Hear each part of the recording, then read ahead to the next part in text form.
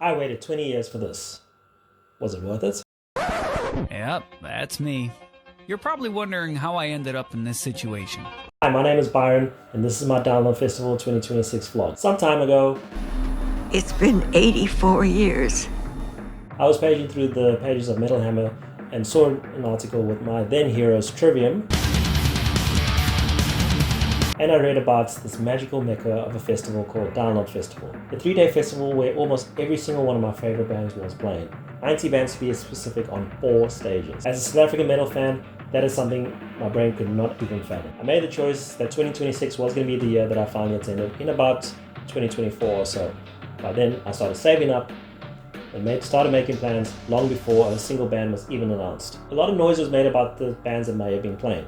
One of the big names that was rumbling around was Linkin Park. Every time I tried so hard and got so far. My teenage self was really jumping for joy because Linkin Park were easily the band that made the biggest impact on me growing up. Ever since they reformed with Emily, I was all in on it. And even though I never got to see them at Chester, finally getting to see them live and getting to see some of those songs was something I could not even put into words how excited I was. Come the big announcement, and the rumors were true.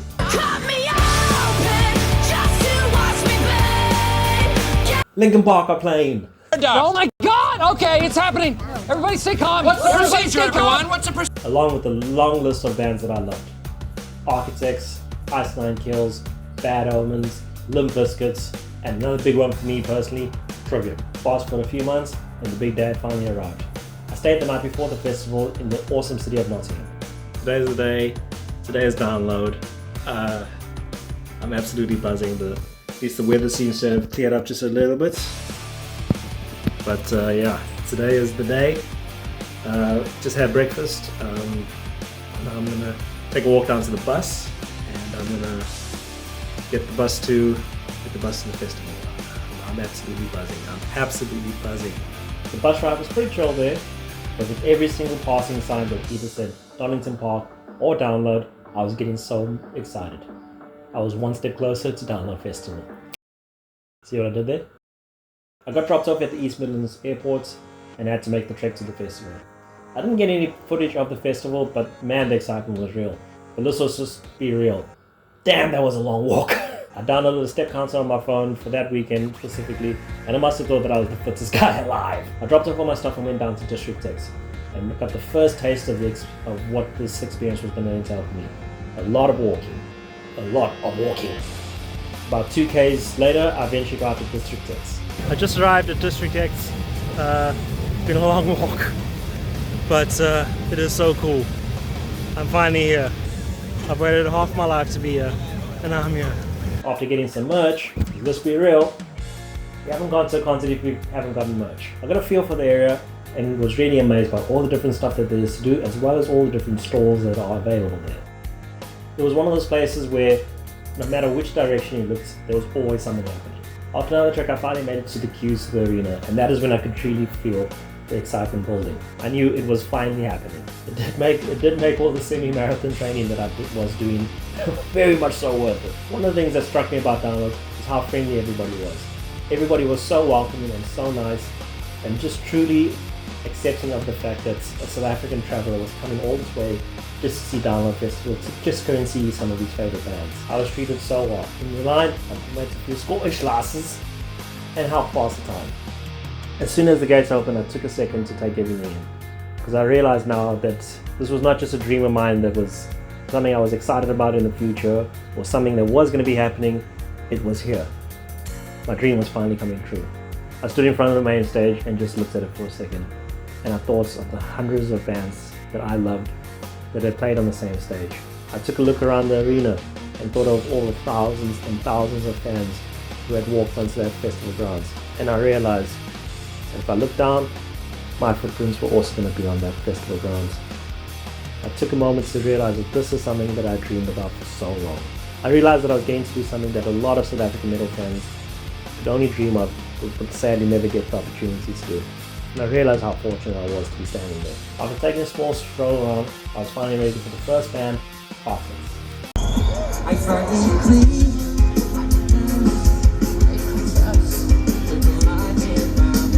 I wasn't too familiar with them at all, and even though I wasn't impressed with them, I could see how incredibly stoked the singer was to be performing on that stage, so it made for a good watch. I met a few other South Africans who had also made the trek, all were expats, and it already kind of felt like we had gotten a small tribe even though we had never met each other before. I also managed to link up briefly with an old friend from my hometown, so that I wasn't completely alone for a portion of the day. The highlights for the day were easily Electric Callboy,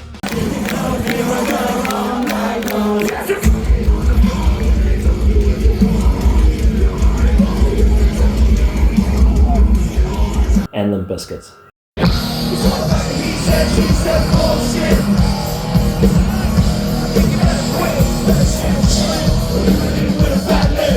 Electric Callboy were a band that I was excited to see for a very long time, and their party vibe music was certainly welcome because it brought such a happy and festive mood to an already feel-good atmosphere. Limp Bizkit were another crazy fun vibe. I was close to the action when the mosh pit opened up. I had the biggest grin on my face when they opened up with Brave stuff. One of the big things I remember is from seeing all the videos I've downloaded online was the sheer mass of people that attend the festival. And doing a quick 360 to view my surroundings, wow, that was without a doubt the most people I'd ever seen in my entire life. One of the fun things though was hearing the roar of thousands upon thousands of people whenever Fred Durst was signaled for the crowd to sing.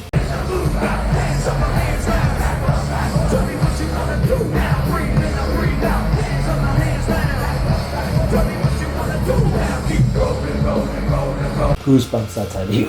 Things did get a little bit hectic, so I did have to move a bit further away from the action. Oh my god, I almost died! No. I almost died, that was so scary! But I did find somewhere where I could watch and not have the fear of getting pushed over and crushed. Overall, day one was fun.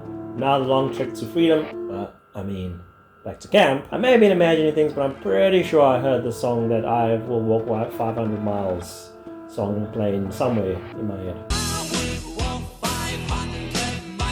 On repeat. The first night of sleeping was incredibly rough because I did underestimate how cold it would actually get there. It was supposed to be summer after all, and camping during that absolutely sucked.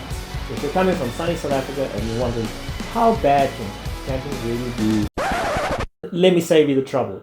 Just don't. The second morning started off with, you guessed it, another long trek. This time to the shower. To put it in perspective, I literally did 6,000 steps before coffee or breakfast. How did I do that? Speaking of which, the food prices there down there were absolutely extortionate, but maybe I'll get onto that in another video. After that morning marathon, I definitely was very excited to get into the second day of festivities because it was a big one for me. I was going to be seeing Trivium and another one of my all-time favorite bands, Architects.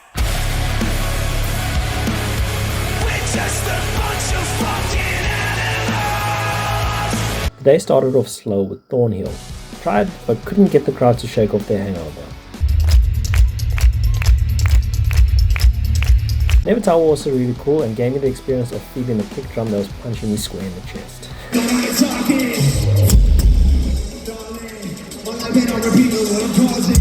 I also have to say that the weather was pretty strange that day. When you're in the sun it was really hot and I got sunburned. Embarrassing to happen to a South African. I know. How embarrassing. But then it was really nasty when they made it really cold. After seeing a few bands, I braced myself for a huge moment for me. Making my way to the closer spots to Trivium, I kept on getting this bubbly and exciting feeling of thinking, this is really happening, this is really happening. Trivium were a band that I've loved for a very, very long time. And finally getting to see them live was definitely a pinch me moment. When the intro music of their set finally started playing, I felt a huge rush of happiness going through my veins.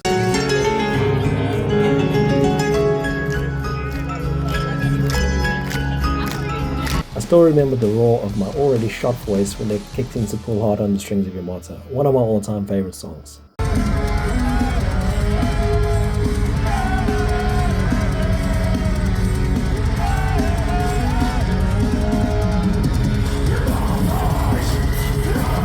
A moment that I thought I'd never see with my own eyes.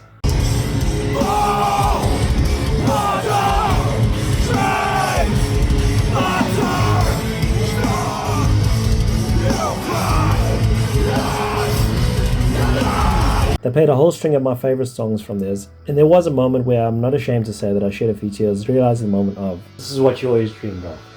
You dreamed of seeing this band on this stage, and it finally happened. I found a great spot near the front for most of the sets, but I moved to different spots after a few crowd surfers kept disrupting me. Found a great spot where I distinctly remember they played Dying in Your Arms. Put my stuff down and I just danced and sang my little heart out, having the absolute time of my life. Next up was another band I was beyond excited for, Architects. If people asked who I was most excited to be, the answers were always Linkin Park and Architects.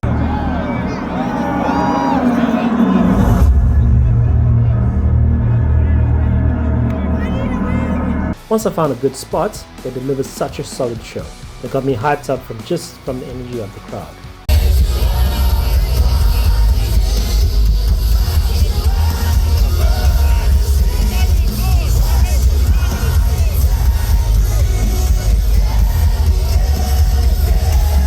There are many videos about Sam's voice being a bit ropey and the stoppages, but I was just way too excited to get.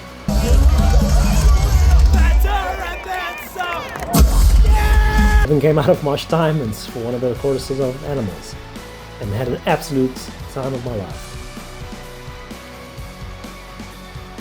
Seeing a band make it up that high up the festival bowl and seeing the genuine gratitude that they had and savoring every single moment that they had was great to see. If they just rattled off songs like it was another day in the office, it would have left me feeling really hollow inside, but I'm glad that wasn't the case.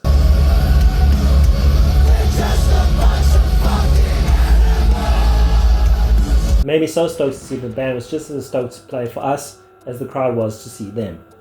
As much as I know Guns N' Roses were technically the Saturday headliners, the headliners for my Saturday was hands down Architects. I didn't get a chance to see much of Guns N' Roses set because mainly my feet were killing me and the lack of sleep from the night before was starting to catch up. By the end of that night, I had hit 25,500 steps.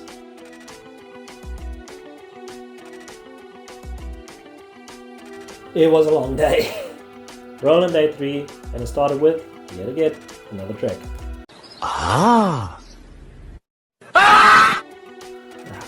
Today was going to be the big one because I was going to see Kubla Khan, Ice Nine Kills, Bad Omens, and the main event.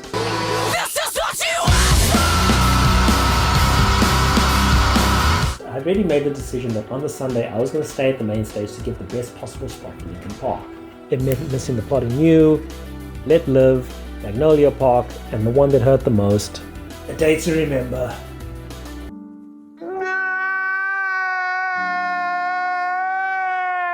Arriving as early as I could, I managed to get second from the barricade, right where the stage catwalk ended, the perfect spot.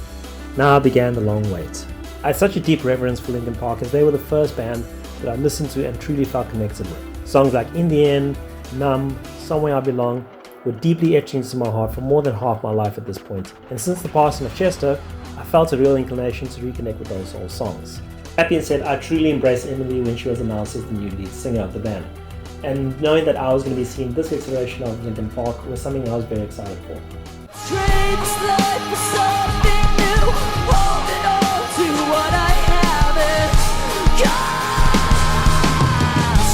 I started making friends with all the people around me. I met a great dude named Sam. We made an agreement that we would keep each other's spots if one of us needed to take the risky task of going to the toilet. Small gesture, but with stakes this high, that felt like we were war comrades. I also made friends with a wonderful older couple named Mark and Sarah, who were clearly veterans of the festival game. They had chairs, used the barricade as backrest, had seen so many bands that I couldn't even fathom. I asked Sarah very politely if we could please swap places for In the End, at the barricade, because that would have meant the world to me to have seen one of my all-time favorite songs sang at the barricade. Just one song, the one that mattered most to me, and she agreed with a smile on her face, knowing how far I'd come to be there. And people started off the day with some catchy vibes.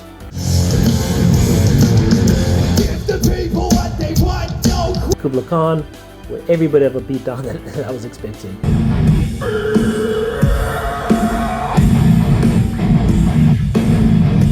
Seeing the Pretty Reckless was also quite a pleasant surprise, and was quite a highlight of the day. I knew some of their songs, but truth be told wasn't completely sold, but man, oh man, they were incredible.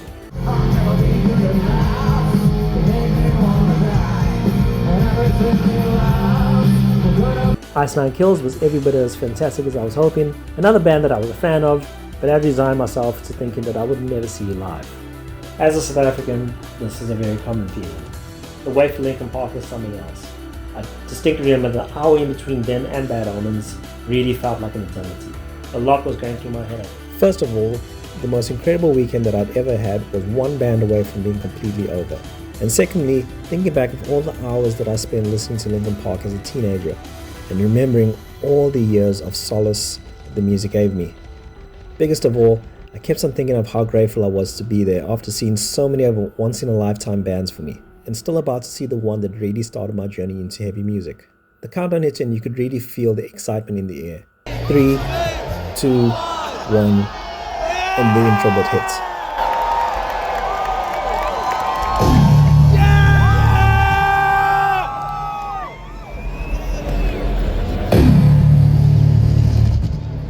I could really feel myself getting emotional as this was the biggest anticipation of the whole weekend. Months of being excited to see them, and then they busted into the Emptiness Machine.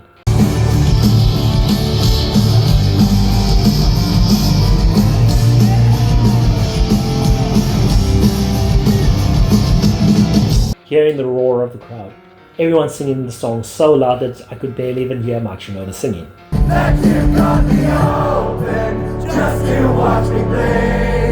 Gave up who I am, who you wanted me to be. The setlist was filled with old and new songs, and getting to finally hear some of those timeless songs that I've loved for more than half my life was so surreal. I was so torn between living in the moment and getting some of those amazing moments on record. I've got to give a big acknowledgement to the history that was made with Emily Armstrong being the first ever front woman to headline Download Festival. Stepping into the impossible shoes of Chester was no easy task, and to have the band still growing and moving forward after such a tragic loss can only be applauded.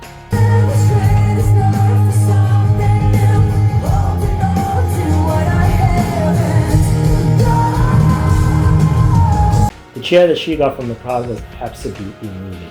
It came to our attention after the show, got announced that Emily is the first front woman.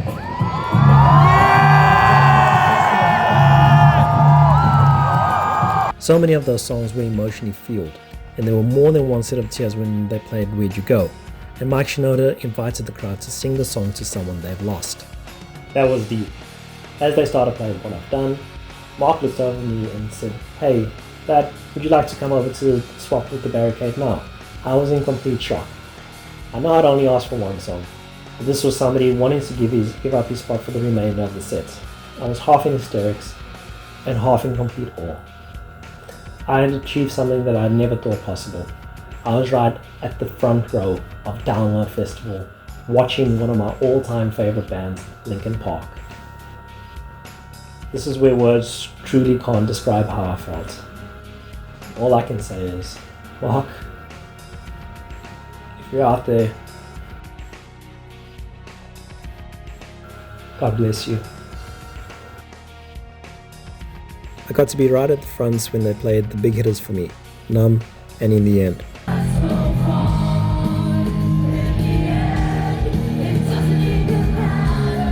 Two of the songs that Linkin Park had imprinted on me for the longest of times. My voice was completely getting lost in the crowd and in the best way possible.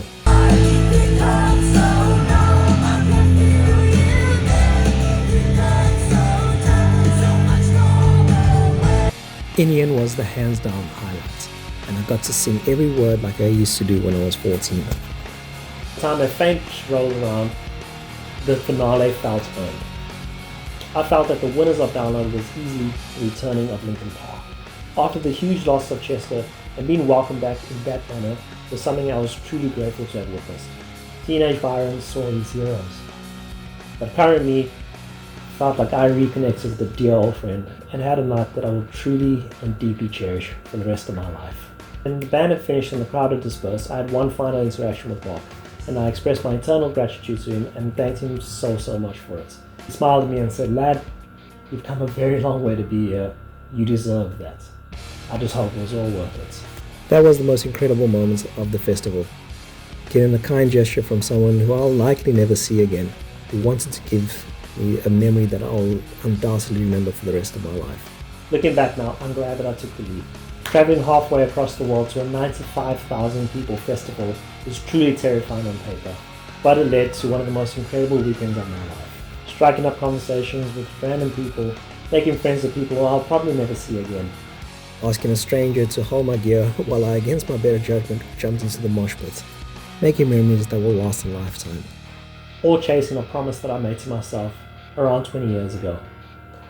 For my milestone birthday this year, I gave myself the best present I could have ever asked for. A dream come true.